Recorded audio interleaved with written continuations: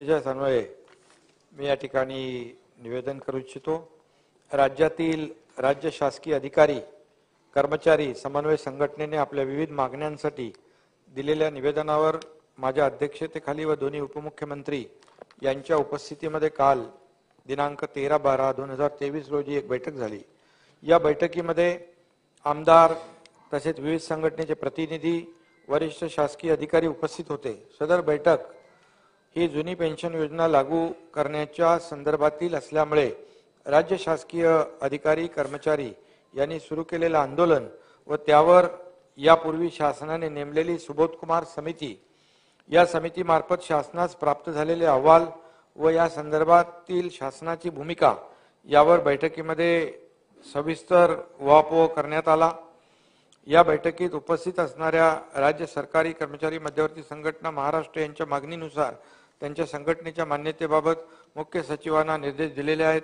अधिकारी कर्मचारी संघटनेने ज्या ज्या मागण्या केलेल्या होत्या त्या सर्व सकारात्मक भूमिकेने तपासून त्यावर खालील प्रमाणे निर्णय घेण्यात आलेला आहे। दिनांक 31/5/2005 पूर्वी जाहिरात दिलेल्या अधिसूचित केलेल्या पदावरील नियुक्त्यांना यामध्ये महाराष्ट्र नागरी सेवा निवृत्ती वेतन नियम 1982 अंतर्गत समाविष्ट करण्याबाबत याबाबतचा प्रस्ताव मान्य मंत्रिमंडळापुढे मान्यतेसाठी ठेवण्यात येत आहे व याचा लाभ सुमारे 26,000 अधिकारी आणि या कर्मचाऱ्यांना होणार आहे। त्याचबरोबर 80 वर्षावरील निवृत्ती वेतन धारकांना केंद्राप्रमाणे अतिरिक्त निवृत्ती वेतन अदा करणे या संदर्भातला देखील प्रस्ताव मान्यतेच्या अंतिम टप्प्यामध्ये आहे। त्याचबरोबर तिसरा सेवानिवृत्ती उपदान मृत्यू उपदानाची मर्यादा केंद्राप्रमाणे वाढवण्याबाबत देखील निर्णय करण्यात येत आहे। त्याचबरोबर निवृत्ती वेतन अंश राशीकरण पुनर्स्थापना कालावधी कमी करण्याबाबत याबाबतचा देखील प्रस्ताव मान्य करण्यात येत आहे। वित्त व लेखा या विभागातील सेवा प्रवेश नियमांबाबत या संदर्भात बैठक झाली असून निर्णय अंतिम टप्प्यात आहे।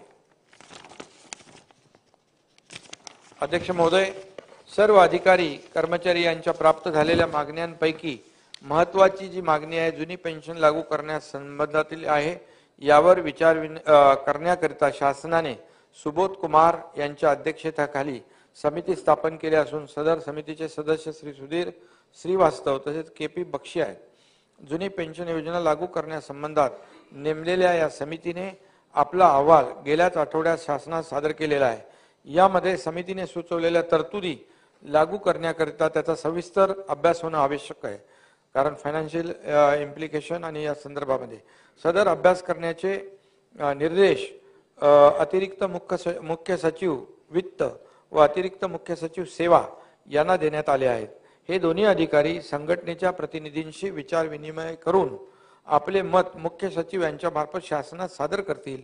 निवृत्त होणाऱ्या कर्मचाऱ्यांची आर्थिक व सामाजिक सुरक्षा जुन्या पेन्शन योजनेप्रमाणे योग्य प्रकारे राखली जाईल या मूळ तत्वावर शासन ठाम आहे। प्राप्त अहवाल व त्यावरील चर्चा व अंतिम निर्णय हा या तत्वाशी सुसंगत असेल।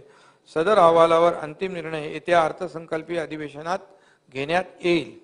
मी सदनास ग्वाही देऊ इच्छितो की संघटनेच्या मागण्यांप्रती शासन सकारात्मक आहे, त्यामुळे संघटनेने सुरू केलेला संप त्वरित मागे घ्यावा व सर्वसामान्य जनतेची गैरसोय होणार नाही याची काळजी घ्यावी असं मी सर्वांना आवाहन करीत आहे। धन्यवाद।